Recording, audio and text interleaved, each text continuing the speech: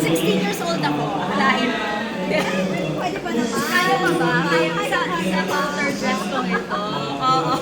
16 years old ako. And it's about a journey of this young girl na si Angel, ako yun. And how she discovers the different types of love and how love can be very distant. Pero hindi malamig sa puso. And you can always love from afar, but it doesn't mean you love the person you is.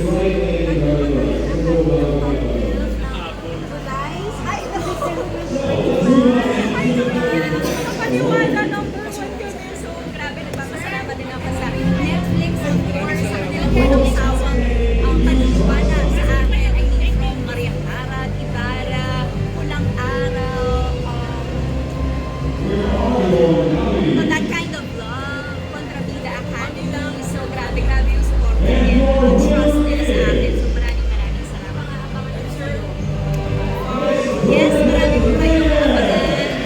I have a couple of movies in the works and we are now in talks for a new teleserye. So, I'm very excited for that. I can't wait to announce it soon. Okay, thank you so much. Thank you so much. So, just pahabol questions. Yeah, di ba ko award mo nga si Eugene Domingo. Yes. If ever you're gonna have another project together, ano yung naiisip mo na maganda yung maging ano naman? Actually, dahil na-experience ko na ang husay ng isang Miss Eugene Domingo sa comedy, gusto ko naman siyang makatrabaho sa isang heavy drama talaga. Kasi napakahusay niya rin talagang actress. Isa siya sa mga versatile actresses that I really look up to. And alam ni Madam yan. And now, I am super, super proud and honored to also call her my friend. Speaking of Madam, of course, ka-work mo si Madam Charo. Ano naman yung, ano yung pinaka natutunan mo working with Madam Charo sa Until She Remembers? Okay, ang natutunan ko po kay Miss Charo Santos ay kung paano makisama sa mga tao kahit gaano kang kataas. Marunong kang makisama mula sa pinakamababa hanggang sa pinakamataas na posisyon sa set.